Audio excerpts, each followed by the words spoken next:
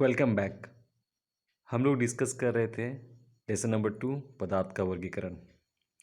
पहले वीडियो में हमने वस्तुनिष्ठ प्रश्न और अति लघु उत्तरीय प्रश्न को डिस्कस कर लिया था। बारी है लघु उत्तरीय प्रश्नों की, तो चलिए शुरू करते हैं। पहला सवाल है, निम्नलिखित पदार्थों को तत्व, यौगिक और मिश्रण में वर्गीकृत करें।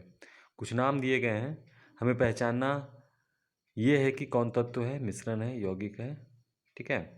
पहला नाम है जस्ता, तो जस्ता क्या होगा? तत्व। समुद्र का जल, समुद्र का जल मिश्रण। सोडियम बाइकार्बोनेट यौगिक, मिट्टी मिश्रण, और साबुन, साबुन होगा यौगिक। ठीक है।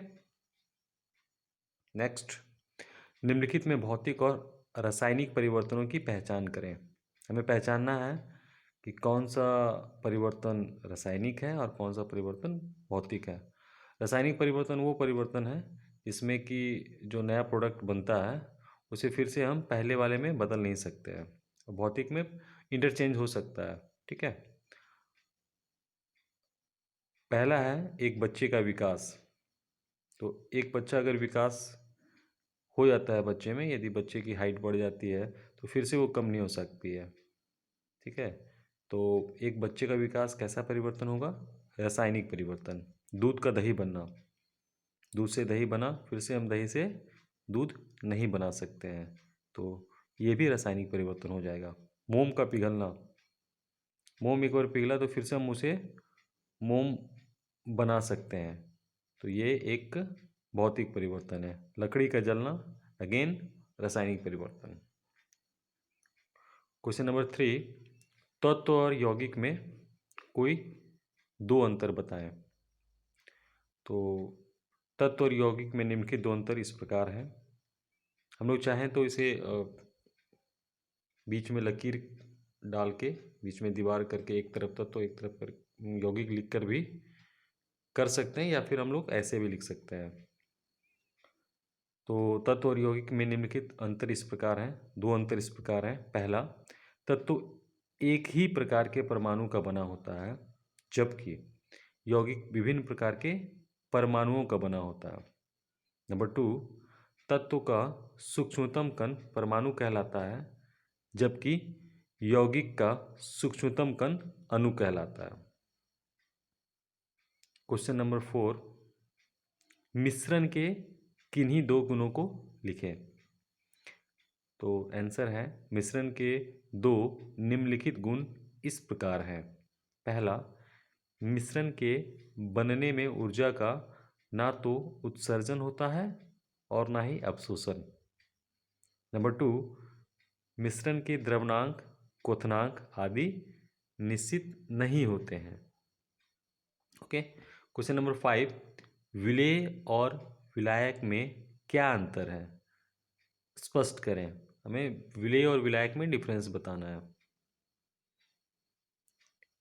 आंसर है, विलेय और विलायक में निम्नलिखित अंतर है। जो पदार्थ द्रव में घुलकर विलयन बनाता है वह विलेय कहलाता है, जबकि जिस द्रव में किसी पदार्थ को घुलाया जाता है उस द्रव को विलायक कहा जाता है। ठीक है। क्वेश्चन नंबर 6, आप कैसे समझते हैं कि ऑक्सीजन एक तत्व है? आप कैसे समझते हैं कि ऑक्सीजन एक तत्व है? आंसर है, ऑक्सीजन एक तत्व है क्योंकि यह किसी भी भौतिक या रासायनिक विधि द्वारा दो या दो से अधिक सरल द्रव्यों में विभाजित नहीं किया जा सकता है। यह सिर्फ ऑक्सीजन परमाणु का ही बना होता है। यहाँ पर आप थोड़ा सा ध्यान देंगे, ये जो या है ना, इसके जगह पे आप लोग यह कर लीजिएगा। ऑक्सीजन एक तत्व है क्योंकि यह किसी भी भौतिक या रासायनिक विधि द्वारा दो या दो से अधिक सरल द्रव्यों में विभाजित नहीं किया जा सकता है। यह सिर्फ ऑक्सीजन परमाणु का ही बना होता है। ठीक है। नेक्स्ट क्वेश्चन नंबर 4 है, किन्हीं 4 उपयोगी मिश्रण का उल्लेख करें। ठीक है, आपको मिश्रण बताना है 4 प्रकार के और उसका उपयोग बताना है।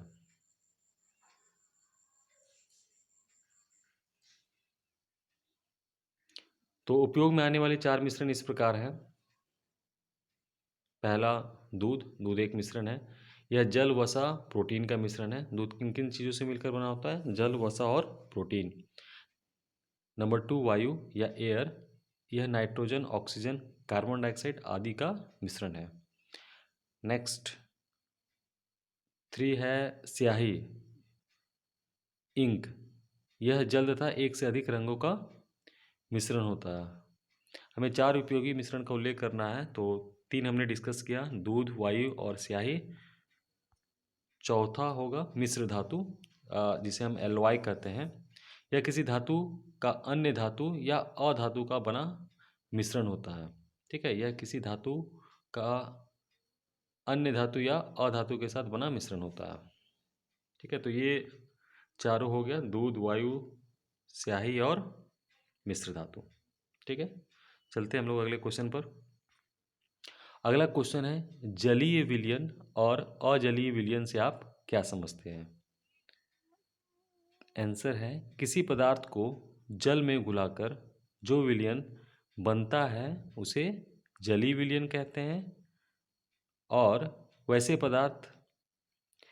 ये वैसे पदार्थ हैं जो जल के अतिरिक्त अन्य द्रवों में घुलकर बनते हैं, उसे अजलीय विलयन कहते हैं।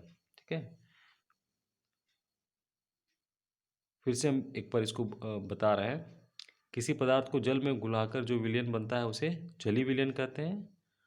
और वैसे पदार्थ जो जल के अतिरिक्त अन्य द्रवों में घुलकर बनाते हैं उसे अजलीय विलयन कहते हैं। नेक्स्ट है क्वेश्चन नंबर 9, वास्तविक विलयन की किन्हीं 2 विशेषताओं का उल्लेख करें।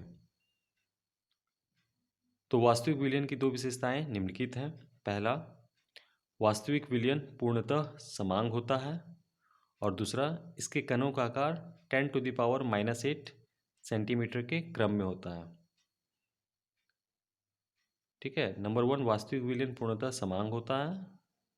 एंड नंबर 2, इसके कणों का आकार 10⁻⁻8 सेंटीमीटर के क्रम में होता है। ओके, क्वेश्चन नंबर 10 है, असंतृप्त विलयन से आप क्या समझते हैं? असंतृप्त विलयन, तो असंतृप्त विलयन क्या होता है? किसी निश्चित ताप पर बना विलयन जिसमें विलेय की और अधिक मात्रा उस ताप पर घुलाई जा सकती है, असंतृप्त विलयन कहलाता है। किसी निश्चित ताप पर बना विलयन जिसमें विलेय और अधिक मात्रा उस ताप पर घुलाई जा सके, असंतृप्त विलयन कहलाता है। 11वां क्वेश्चन है, असंतृप्त विलयन और संतृप्त विलयन में क्या अंतर है? स्पष्ट करें। अब दोनों में डिफरेंस क्या है वो हमें बताना है। तो विलयन में विलेय की और अधिक मात्रा उस ताप पर घुलाई जा सकती है तो वह असंतृप्त विलयन होता है। ठीक है, यदि विलयन में विलेय और अधिक हम लोग घुला सकते हैं तो उसे हम असंतृप्त विलयन कहते हैं। जबकि किसी निश्चित ताप पर बना हुआ विलयन जिसमें विलेय की अधिकतम मात्रा घुली हो, संतृप्त विलयन कहलाता है। ठीक है, क्वेश्चन नंबर 12 है, असंतृप्त विलयन क्या है?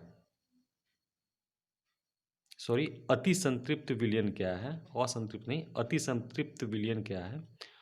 वह संतृप्त विलयन जिसमें विलेय की मात्रा उस विलयन को संतृप्त करने के लिए आवश्यक विलेय की मात्रा से अधिक घुली हुई हो, अति संतृप्त विलयन कहलाता है।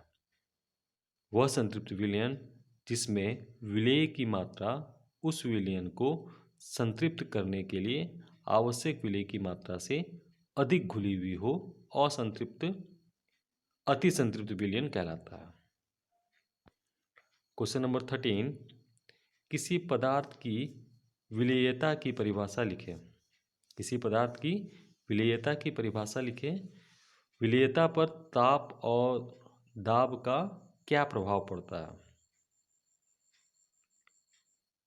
उत्तर है, एक निश्चित ताप या दाब पर किसी विलायक की एक निश्चित मात्रा में घुले हुए विलेय पदार्थ की अधिकतम मात्रा को विलेय पदार्थ की विलेयता कहते हैं। एक निश्चित ताप या दाब पर किसी विलायक की एक निश्चित मात्रा में घुले हुए विलेय पदार्थ की अधिकतम मात्रा को विलेय पदार्थ की विलेयता कहते हैं। इसी प्रश्न में एक और क्वेश्चन था कि विलेयता पर ताप और दाब का क्या प्रभाव पड़ता है, तो उसका आंसर हम लोग लिखेंगे, विलेयता पर ताप और दाब का निम्नलिखित प्रभाव होता है।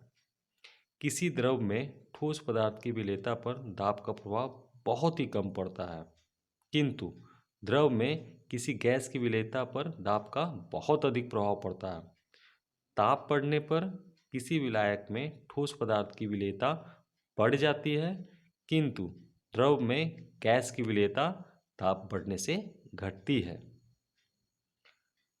क्वेश्चन नंबर 14, दो अलग अलग परख नलियों में से नमक का जल में असंतृप्त विलयन और दूसरे में संतृप्त विलयन रखा गया है, उसकी पहचान आप कैसे करेंगे? तो यह जांच करने के लिए कि विलयन संतृप्त है या असंतृप्त, उस विलयन में थोड़ा विलेय डालकर कांच की छड़ से अच्छी तरह मिलाएंगे। यदि विलेय घुल जाता है तब वह विलयन असंतृप्त होगा, नहीं तो संतृप्त। क्वेश्चन नंबर 15, कोलाइडी विलयन क्या है? वह विलयन जिसमें विलेय के कणों का आकार वास्तविक विलयन और निलंबन में उपस्थित कणों के आकार का मध्यवर्ती होता है, कोलाइडी विलयन कहलाता है। जैसे दूध, टूथपेस्ट, कुहासा, बादल इत्यादि। अंतिम क्वेश्चन, क्वेश्चन नंबर 16, 16वां क्वेश्चन, निम्नलिखित में प्रत्येक का एक उदाहरण दे। पायस, जेल, एरोसोल, झाग।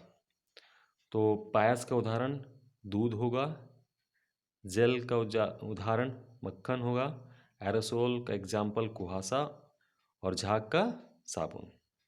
ठीक है, तो ये कुल 16 क्वेश्चंस थे इस भाग में जो हमने आज डिस्कस किया। एक अंतिम भाग बचा हुआ है दीर्घ उत्तरीय प्रश्न का, जो हम लोग अगले और अंतिम वीडियो में, इस चैप्टर के अंतिम वीडियो में डिस्कस करेंगे।